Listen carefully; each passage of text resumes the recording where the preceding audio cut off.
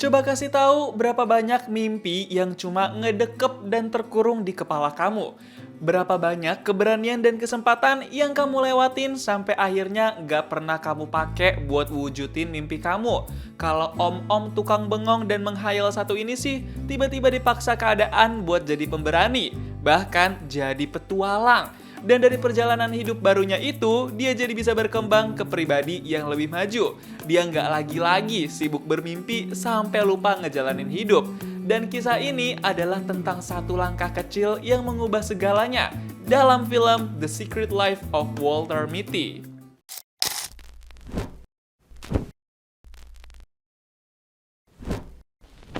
Om-om satu ini namanya Walter Mitty, diperanin sama Ben Stiller. Kita panggil aja Om Mitty. Dia nih umurnya udah lumayan tua sebenarnya, udah kepala 4. Tapi dia masih jomblo, alias belum punya istri. Jangankan istri, pacar atau pasangan aja kagak punya. Saking lamanya menjomblo, Om Mitty sampai cari-cari jodoh di aplikasi kencan atau dating apps.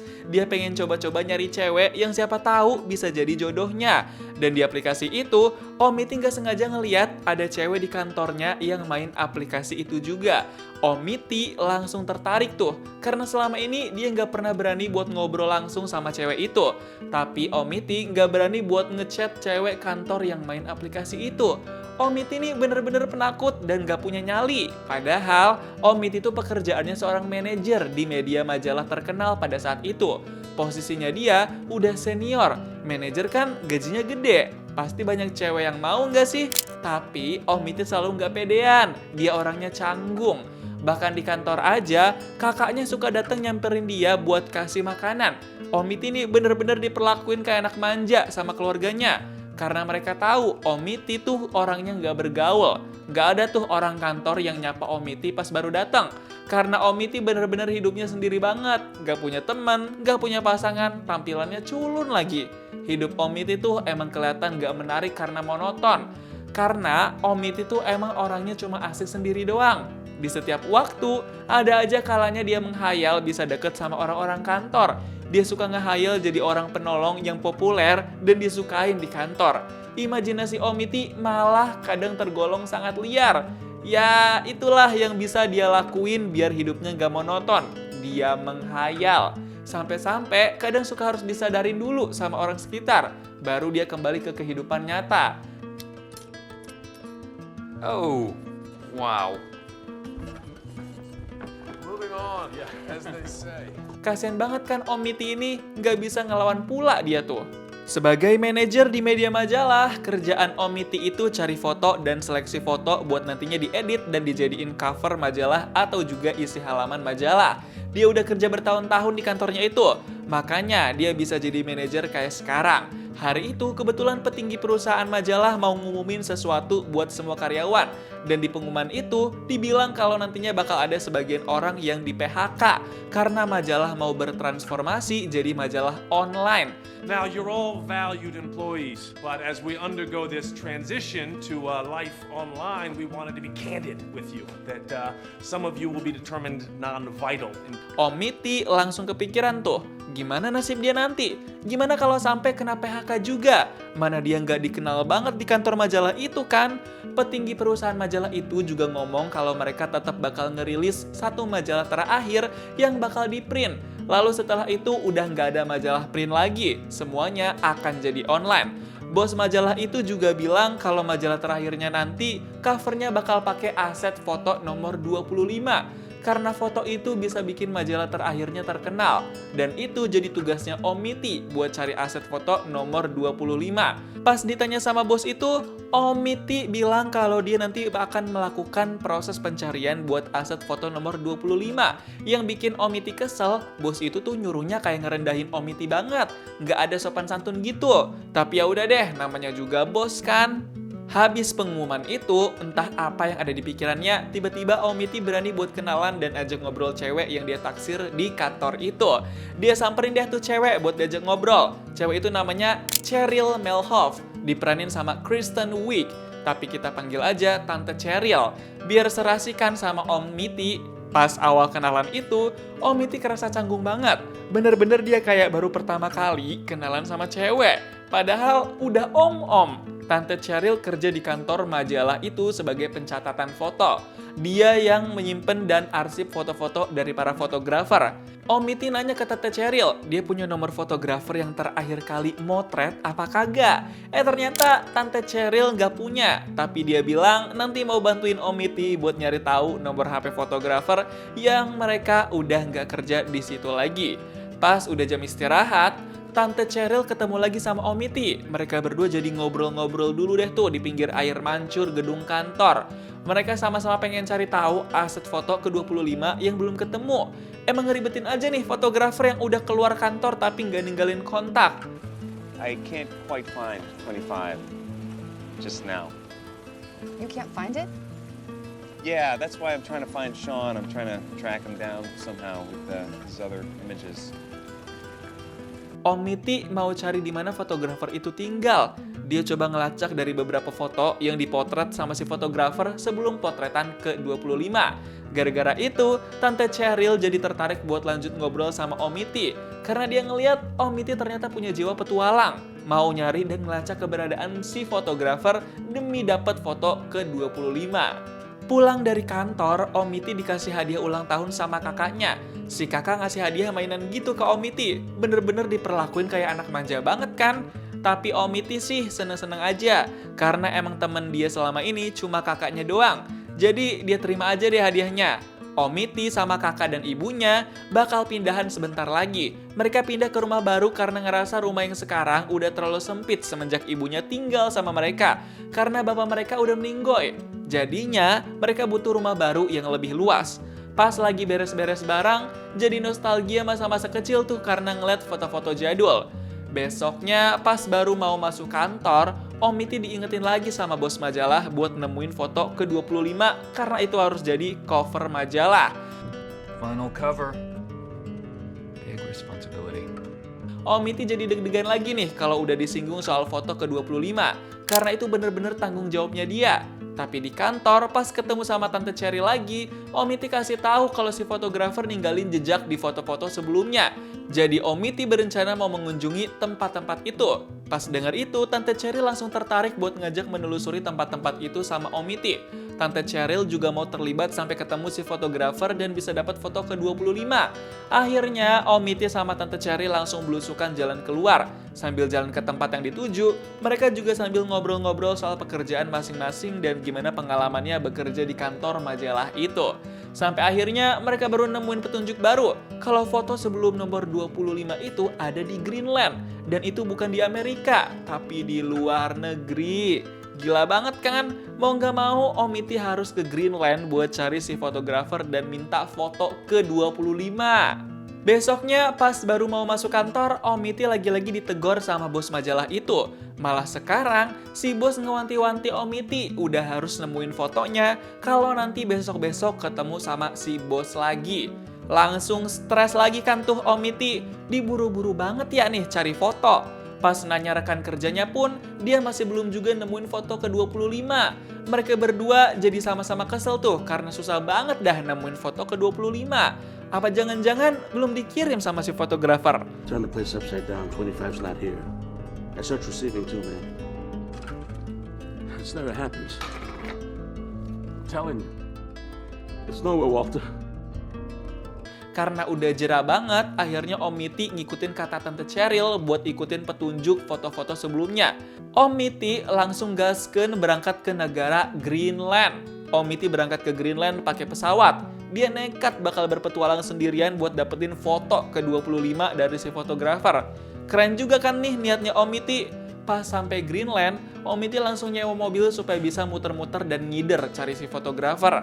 Beneran gila nggak sih effort dia ini? Berasa kerja sendirian dong. Pas baru sampai Greenland juga, Om Miti mampir bentar ke kafe buat makan dan minum. Capek juga kan tuh perjalanan jauh dari Amerika ke Greenland. Jadinya dia butuh asupan. Di kafe pinggir jalan itu, Om Miti juga sempat nanya-nanya ke orang sekitar soal beberapa foto yang jadi clue. Biar Om Miti bisa makin deket sama keberadaan si fotografer. Tapi, orang badan gede yang bernama Tim itu bakal mau ngebantu Om Miti nemuin orang yang dicari kalau Om Miti mau dibantuin. Karena dia tahu beberapa tempat di Greenland yang ada di beberapa fotonya Om Miti. Malamnya, Omiti naik kapal buat coba datengin tempat yang ada di foto-foto sebelum nomor 25. Omiti benar-benar banyak nanya sama orang kapal karena dia nggak tahu apa-apa di Greenland itu. Untungnya di dalam kapal itu, Omiti ketemu sama orang-orang baik. Jadi banyak yang ajak ngobrol, tanya-tanya, dan mau bantuin Omiti. Karena mereka juga kasihan ngelihat Omiti luntang-lantung sendirian gitu. Bahkan, Omiti juga dikasih makan di dalam kapal itu. Bener-bener beruntung nih Omiti, walaupun kuper alias kurang pergaulan, tapi dikelilingi orang-orang baik. Dan tiba-tiba, Omiti tahu kalau fotografernya yang bernama Sean pernah ada di dalam kapal itu. Is this Sean's? Yeah, he wrapped a cake in it. This is a shoot itinerary. It's a field itinerary for a photo. Did he say anything about where he was going? No, he didn't say much. Wah, clue baru mulai terungkap lagi nih. Walaupun orang kapal nggak tahu si fotografer bernama Sean pergi kemana setelah naik kapal itu. Besoknya, pas udah sampai, Omiti diarahin sama orang kapal buat kemana aja arah yang bakal dia tempuh selama perjalanan ke depan buat sampai ke tujuan. Omiti harus bener-bener sendirian ngejalanin petualangannya dia ke depan. Omiti cuma bisa ngegunain sepeda goes doang selama dia di negara itu. Dia bener-bener harus ngayun roda terus sampai ke tempat tujuan yang mau disamperin. Pas udah ketemu beberapa orang di pinggir jalan, Omiti sempat nanyain mereka kenal fotografer yang namanya Sean apa kagak. Untungnya ada aja orang yang kenal tuh. Yeah. I got a plane for him at one. For 15 minutes. He's at airfield in Stykkishólmur. Yeah, in the valley, next town south. Okay, where is it? Stykkishólmur. Omiti langsung senang dan semangat banget pas tahu ada orang pinggir jalan yang kenal dan ngasih tahu si fotografer Sean itu pergi kemana. Omiti langsung menuju tempat yang dibilang sama orang pinggir jalan pakai skateboard. Bener-bener bertualang banget nih jadinya Omiti. Di tengah-tengah perjalanan, Omiti mampir dulu melipir ke restoran cepat saji. Dia mau istirahat sambil makan siang juga. Gak lupa, Omiti juga kabarin Tante Cheryl kalau dia udah di Greenland. Omiti juga langsung nanya-nanya soal clue selanjutnya ke Tante Cheryl. Siapa tahu dia bisa bantu kan? Gak cuma itu, Omiti juga curhat-curhat soal pengalaman dia selama di Greenland ngelewatin banyak rintangan dan tantangan. Pas denger itu, Tante Cheryl langsung bangga banget sama Omiti. Tapi habis itu, tiba-tiba Omiti dapet chat dari temennya di kantor. Katanya si bos bakal mecat mereka berdua kalau sampai besok pagi nggak ngeliat Omiti dan belum dapat fotonya. Omiti langsung panik dan satu-satunya pilihan dia sekarang adalah balik ke Amerika. Gila banget kan? Pas di depan gedung kantor, Omiti langsung disamperin sama si bos. Si bos langsung tantrum dan nagih foto nomor ke-25. Tapi kan Omiti belum dapet. Jadinya Omiti langsung dipecat. It was in your care. You just give me some more You're time. fired. Make another cover. Hey! More than 1 million, way more negatives have come through my office. I've never mislaid one. Omiti sempat ngelawan dikit dan bilang kalau dia udah kerja belasan tahun. Baru kali ini ada salah tapi kok langsung dipecat? Tapi ya percuma karena Omiti tetap dipecat dan gak dapet pembelaan apa-apa. Di situ temannya Omiti juga bilang kalau Tante Cheryl dipecat juga karena foto nomor ke-25 belum dapat. Parah banget kan PHK besar-besaran ini. Hari itu juga Omiti beraniin diri buat temuin Tante Cheryl. Dia udah niat banget tuh mau ketemu dan ngobrol berdua sama Tante Cheryl karena sama-sama dipecat. Tapi yang buka pintu cowok dan ternyata dia adalah suaminya Tante Cheryl. Langsung patah hati deh tuh Omiti. Jadinya Omiti lebih milih buat ninggalin rumah Tante Cheryl itu. Dia nggak sanggup ketemuan sekarang karena udah tahu Tante Cheryl masih sama suaminya. Pas sampai di rumah, Omiti agak shock pas dengar ibunya sendiri bilang kalau fotografer yang bernama Sean minggu lalu mampir ke rumah mereka buat nemuin Omiti. Si ibu lupa ngasih tahu dan baru keinget sekarang.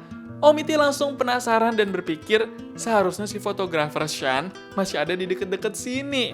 Dan ibunya bilang kalau Sean si fotografer ngasih tahu mau ke tempat bernama Warlords. John said he had to meet with Warlords very soon and maybe he would take my cake so that he could get permission to trek through the wilds and places.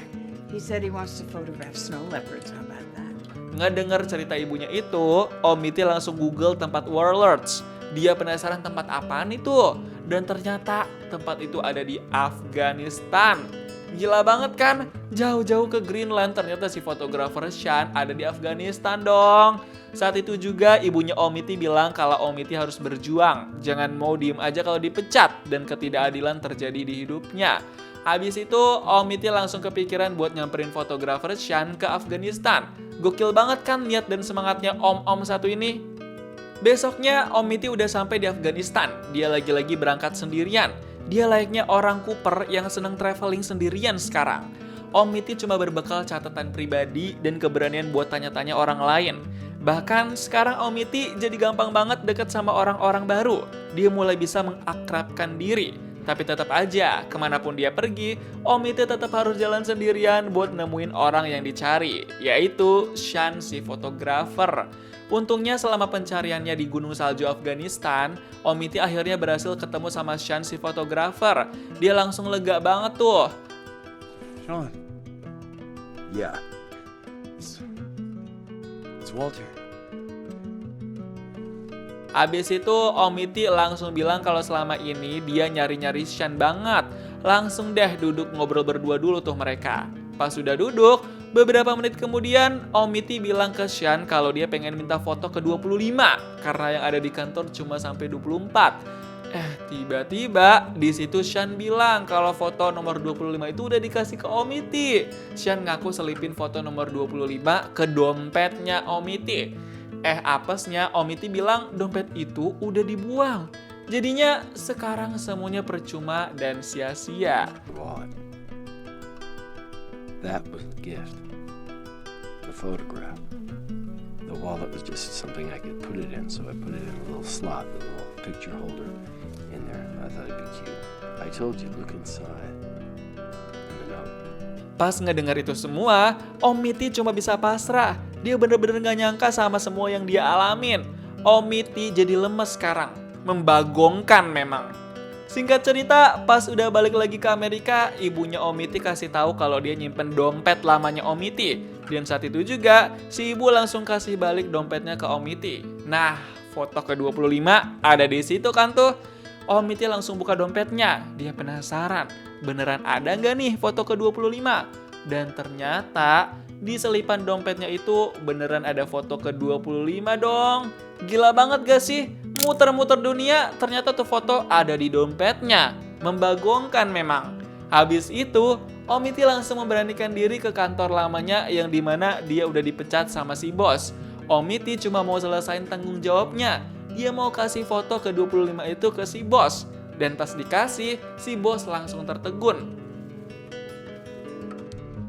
This picture Sean wanted, 25. You have 2 days to print for cover. Here's your quintessence. Dan gak pakai banyak bacot, Omiti langsung balik badan karena udah berhasil nunjukin kalau dia bertanggung jawab di depan si bos. Beberapa hari kemudian, Omiti gak sengaja ketemu sama Tante Cheryl di jalanan. Mereka langsung tegur sapa dan nanya kabar masing-masing awalnya karena udah lama gak ketemu. Terus tiba-tiba, Omiti nyinggung soal cowok yang waktu itu ada di rumah Tante Cheryl.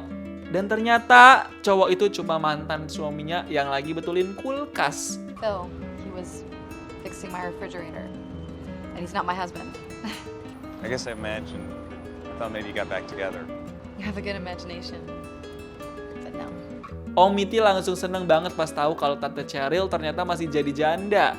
Mereka berdua langsung jalan bareng di taman-taman. Dan pas ngeliat toko majalah, mereka ngeliat majalah edisi terakhir dari kantor lama mereka. Dan cover majalah itu adalah mukanya si Omiti. Gak nyangka banget kan?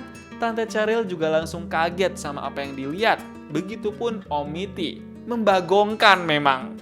The Secret Life of Walter Mitty bukan film tentang petualangan ekstrim. Ini film tentang langkah pertama. Tentang orang biasa yang terlalu lama menunda hidup karena takut gagal. Mitty mengajarkan kita satu hal sederhana. Keberanian gak selalu terlihat hebat. Kadang ia hanya keputusan kecil untuk melangkah hari ini. Karena hidup yang hanya dipikirin gak akan pernah kerasa nyata. Dan mungkin kisah Mitty adalah kisah kita juga. Gimana nih pendapat kamu tentang film The Secret Life of Walter Mitty? Coba tulis di kolom komentar dan kasih tahu kamu mau diceritain alur film apa selanjutnya.